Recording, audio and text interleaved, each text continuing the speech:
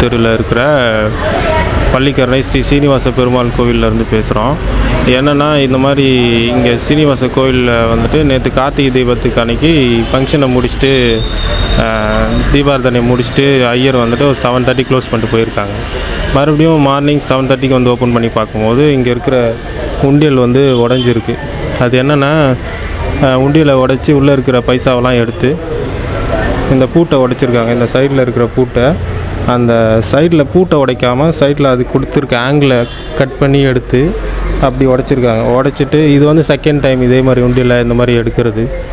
இது வந்து என்னென்னா இங்கே போதிய சேஃப்டி இல்லை. இங்கே காம்பவுண்டு இந்த எல்லாமே ஹைட்டும் கம்மியாக இருக்குது.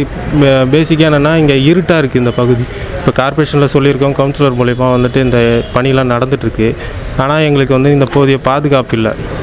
இங்கே பல திருட்டுகள் இங்கே சுற்று வட்டாரத்தில் நடக்குது. இங்கே பக்கத்தில் நிறுத்துகிற லாரியிலேருந்து எல்லாமே பேட்ரி கட்டுறதுலேருந்து டயர் கழட்டுறதுலேருந்து இந்த மாதிரி நிறைய நடக்குது.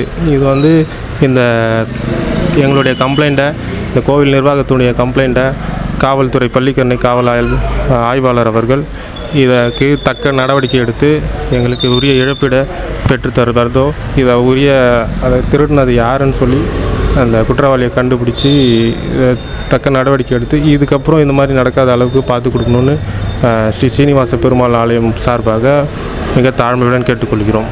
நன்றி.